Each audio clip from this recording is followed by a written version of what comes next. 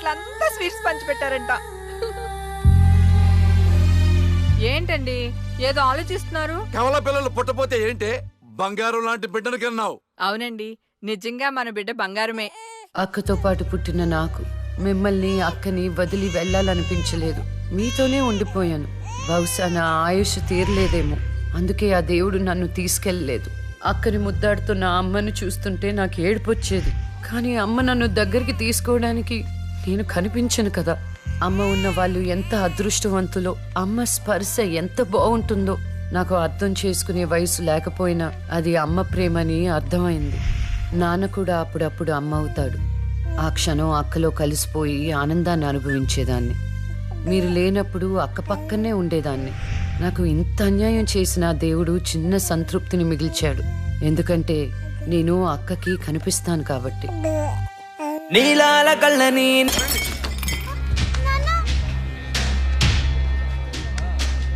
ఒకరోజు కోర్టులో నాన్నకి జరిగిన చిన్న అవమానానికి అక్కలో ఉన్న నేను జడ్జ్ అవ్వాలని నిర్ణయించుకున్నా.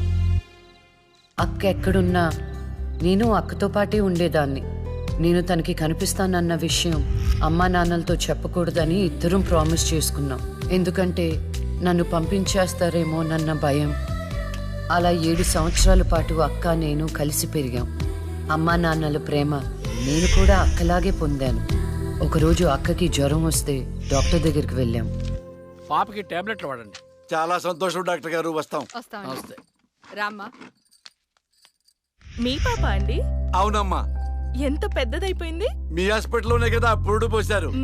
ఉంటానమ్మా. ఆ తాగుబోతు డాక్టర్ ఆ రోజు తాగేసి పాపకు ఆపరేషన్ చేశాడు. పాపం ఆ పాప నరం కట్టయి చనిపోయింది. లేకపోతే ఆ పాపకి కవల చెల్లుండేది.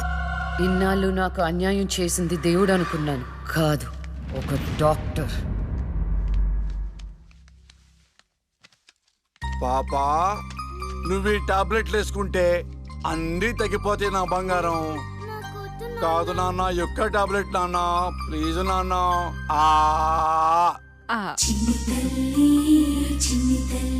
జ్వరం తగ్గిపోద్దు నాన్న. బుజ్జు బంగారు తల్లి.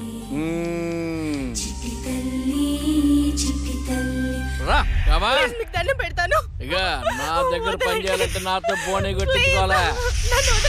Come on darling.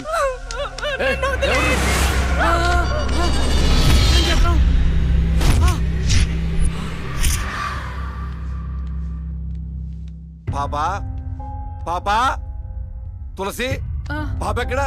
అదే అర్థం కావట్లేదండి. ఎక్కడికి వెళ్ళింది?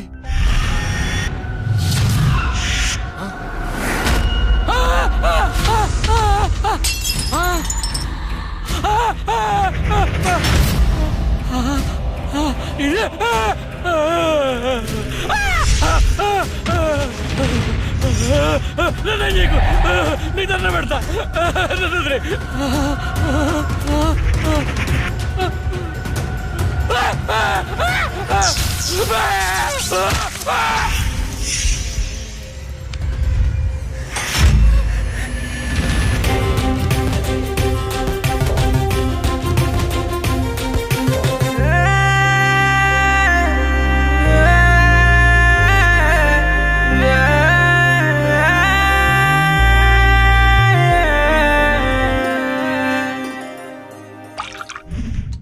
గురువు గారండి, మా అమ్మాయి లా పాస్ అయిందండి.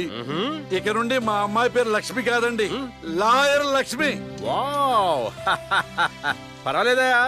కోర్టు ముందు టీ అమ్ముతునే కూతుర్ని లాయర్ని చేసావు. Very good. ఇంతగా అమ్మాయి ఎక్కడా? లక్ష్మి,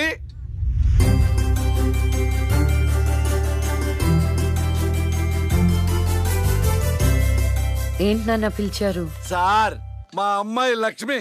నమస్కారం. అమ్మా, నరసింహరావు గారని పెద్ద లాయరు. అవునా? వయసులోనా? కాదురా, మామూలుగా కూడా పెద్ద లాయరేనమ్మా. నేను మీ గురించి చాలా విన్నానండి. అంటే సాక్ష్యాలతో సంబంధం లేకుండా ఎలాగైనా కేసు మీ వైపు మలుచుకుంటారని విన్నాను. అదేనమ్మా లాయర్ తెలివితేటలు. అది సరే, ఇంతకీ నువ్వు సొంతగా ప్రాక్టీస్ చేద్దాం అనుకుంటున్నావా, లేక నాలాంటి వాడి దగ్గర అసిస్టెంట్ గా చేద్దాం అనుకుంటున్నావా? అంటే ఇంకొకరి దగ్గర చేస్తే వాళ్ళ ఇన్ఫ్లుయెన్స్ నా పైన పడుతుంది కదండి. అలా కాకుండా డైరెక్ట్ గా ప్రాక్టీస్ చేద్దామని అనుకుంటున్నాను. నేను నాలా ఉండాలని. గుడ్. వాయిస్ దేముంది సార్, మనుషులందరి దగ్గర ఉంటుంది. లాయర్ కి ఉండాల్సింది ఆనెస్టీ, అది నా దగ్గర ఉంది సార్. హానెస్టీ, నిజాయితీ. చూద్దాం నీ నిజాయితీతో ఎన్ని కేసులు గెలుస్తావో. All the best. అమ్మా చూసావా, నువ్వు నోరు తెరిస్తే అవతల వాడు నోరు ఎలా మూతపడిందో, కోర్టులో కూడా ఎలాగ చంపేయాలా. నాన్న నాకు మంచి చాయ్ పెట్టి. ఏయ్, నా బంగారు తల్లికి మంచి చాయ్ రెడీ చేయరా. మా అమ్మాయి లాయర్ అయిందండి, శుభం. తన పేరుతో అర్చన చేయించండి. అలాగేనమ్మా. శుక్లాం భరధరం విష్ణుం శశివర్ణం చతుర్భుజం ప్రసన్నవదనం ధ్యాయేత్ సర్వ విఘ్నోపశాంతయే ఇష్టకామ్యార్థ ఫల సిద్ధిరస్తు.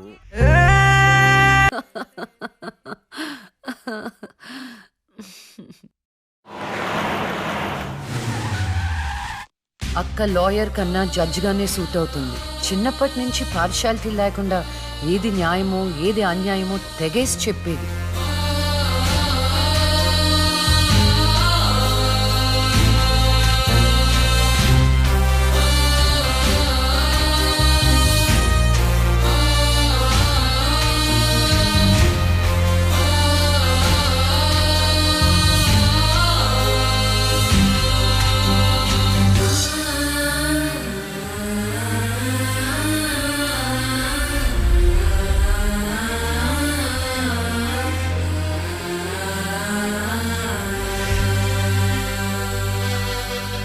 కూర్చోండి.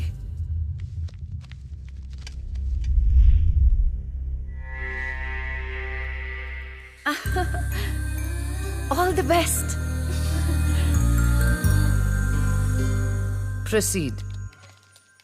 యువర్ ఆనర్, ఈ బోనులో ఉన్న రాజీవ్ అనే యువకుడు స్వయానా ఎమ్మెల్యే గారి ముద్దుల కొడుకు. వాళ్ళ నాన్నగారు అధికారంలో ఉన్నారన్న అహంకారంతో నడి రోడ్డు మీద ఒక యువతిని అందరూ చూస్తుండగానే తన కారులోకి లాగి మానభంగం చేశాడు. అంతేకాదు యువర్ ఆనర్, అదే కారుతో ఆ అమ్మాయిని గుద్ది చంపేశాడు యువర్ ఆనర్. ఈ ఘటన జరిగి 4 సంవత్సరాలు అవుతుంది. ఈ రాజీవే హంతకుడని అందరికీ తెలుసు, కానీ ఇంతవరకు నిందితుడికి శిక్ష పడలేదు your honour. Objection your honour. Objection sustained. Thank you. ఈ పేపర్లో టీవీల్లో వచ్చిన వార్తల ఆధారంగా శిక్షిస్తూ పోతే జైళ్లు నిండేవి యువర్ ఆనర్. ఈయన క్లయింట్ ఎమ్మెల్యే గారి కొడుకు అవటం వలన అతన్ని రాజకీయంగా దెబ్బ కొట్టాలనే ఉద్దేశంతో ఈ ప్రతిపక్షాలన్నీ ఏకమై ఈ ఛానళ్ల వాళ్ళతో కలిసి పనిన కుట్ర మాత్రమే ఇది. ఈ రాజీవ్కి చనిపోయిన అమ్మాయికి ఎలాంటి సంబంధమూ లేదని తమరికి విన్నవించుకుంటూ అతన్ని నిర్దోషిగా భావిస్తారని ఆశిస్తున్నారు. That's all your honour. Objection your honour. ఇలాంటి వాళ్ళకి శిక్ష పడకపోతే ఎంతో మంది అమ్మాయిలు బలైపోతూనే ఉంటారు. నేను ఇదివరకు ఎన్నో సాక్ష్యాలను కోర్టులో ప్రవేశపెట్టడం జరిగింది యువర్ ఆనర్. దయచేసి మానవతా దృక్పథంతో ఆలోచించి జడ్జిమెంట్ ఇవ్వండి.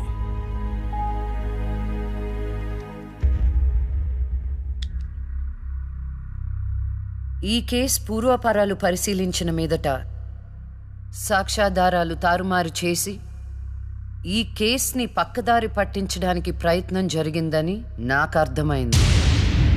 సాక్ష్యం లేకపోవచ్చు, కానీ కారణం లేకుండా ఏ ఆడపిల్ల తల్లిదండ్రులు మా అమ్మాయిని మానభంగం చేశారు, చంపేశారు అని కోర్టు మెట్లు ఎక్కరు.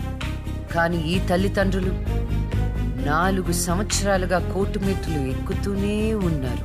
ఈ రోజు వరకు న్యాయం కోసం తిరిగి తిరిగి అలసిపోయిన వాళ్ళ కాళ్ళకి, నా తీర్పు కోసం ఎదురు చూస్తున్న వాళ్ళ కళ్ళకి విశ్రాంతి ఇవ్వాలని నిర్ణయించుకున్నాను. ఇక్కడున్న ప్రత్యక్ష సాక్ష్యాలను రాతపూర్వకంగా సాక్ష్యాధారాలని స్వీకరించండి.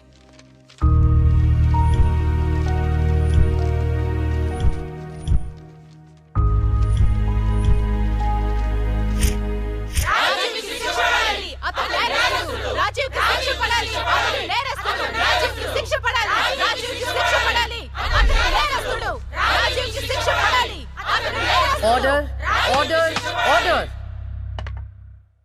రాజీవ్ అనే ఈ ముద్దాయికి లైఫ్ ఎమెన్షన్ కఠిన కారాగార శిక్ష విధించడమైనది. Objection your honour. Objection overruled. The court is adjourned.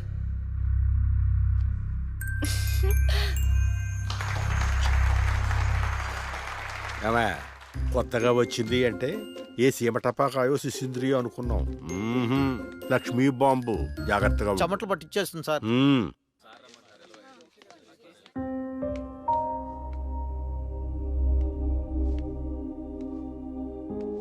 Hello hello, అందరూ ఒకే దగ్గర ఉన్నారు. ఏంటి స్పెషల్? చేపల పులుసు మేడం. ఓహో, తినండి తినండి. మీ అందరికీ ఒక విషయం చెప్పేద్దామని వచ్చాను. ఇక మీదట దొంగ సాక్ష్యాల్ని ఎంకరేజ్ చేయకూడదు. న్యాయంగానే వాదించాలి. ఏమిటి మేడం, ఏం మాట్లాడుతున్నారు? ఇంకెలా మాట్లాడమంటారండి? కోర్టుని కూరగాయల మార్కెట్లా తయారు చేశారు. స్టేషనరీ నుండి సాక్ష్యాల వరకు ప్రతిదీ అమ్మకమే. మర్డర్ కేసుకో రేటు, దొమ్మి కేసుకో రేటు, రేప్ కేసుకో రేటు. చిచి,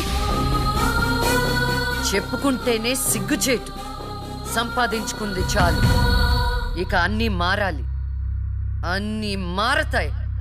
ఇక నుండి దొంగ సాక్ష్యాలు చెప్పేవాళ్ళు కోర్టు సరౌండింగ్స్ లో కూడా కనిపించడానికి వీల్లేదు. ఎవడైనా కక్కుర్తిపడి డబ్బు కోసం దొంగ సాక్ష్యాలతో కేసుని గెలిపించుకోవాలని చూస్తే వాళ్ళని కూడా నేరస్తుల బోన్లో నిలబెడతా, శిక్షలో షేరింగ్ ఇప్పిస్తా. ఇక నుంచి న్యాయం గెలవాలి. న్యాయమే గెలవాలి. న్యాయమే గెలవాలి. న్యాయమే గెలవాలి. న్యాయమే గెలవాలి. ప్రశాంతంగా ఉన్న అక్క జీవితంలో ఒకరోజు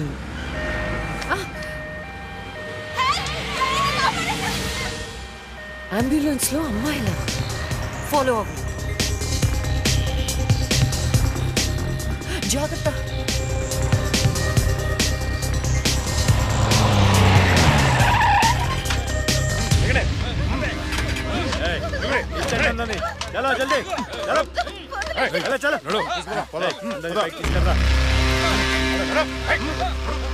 అంతా ఓకే అన్నా, తీసుకొచ్చా అందరినీ. ఏం ప్రాబ్లం రాలేదు కదా? అంబులెన్స్ లో అమ్మాయిలు ఉంటారని ఎవరు గెస్ట్ చేస్తారన్నా? ఏయ్, వీళ్ళందరినీ ట్రక్ లో ఎక్కించండి. ఆ దుబాయ్ షేక్ గాడు ఒక్కడే ఫోన్లు. అసలు అది అరవకో. ఏంటి నువ్వు అరిస్తే రిప్లై ఇచ్చేవాడు ఇవ్వలేడు. ఇది నా ఏరియా. తీసుకెళ్ళండి రా అందరినీ. తీసుకెళ్ళండి తొందరగా. Stop it!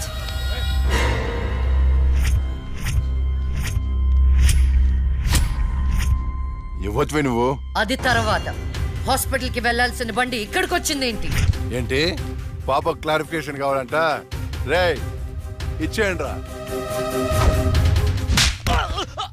అమ్మాయే కదా అని అలుసుగా చూస్తున్నారేమో. లక్ష్మి, జస్టిస్ లక్ష్మి ఆవేశపడి అటాక్ ను చేశారో ఆక్సిజన్ ఆగిపోద్ది. Arrest him.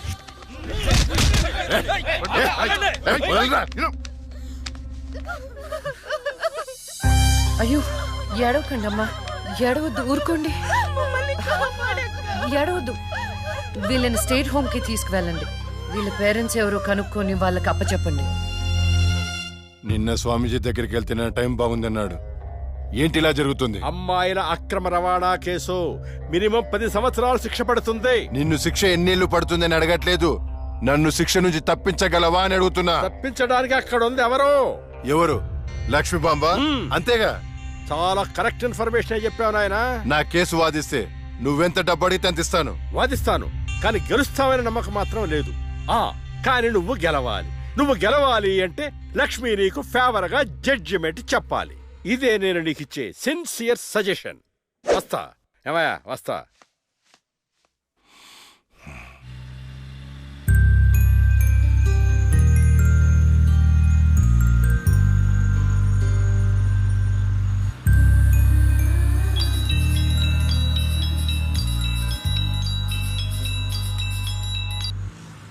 హలో, వైకుంఠాన్ని.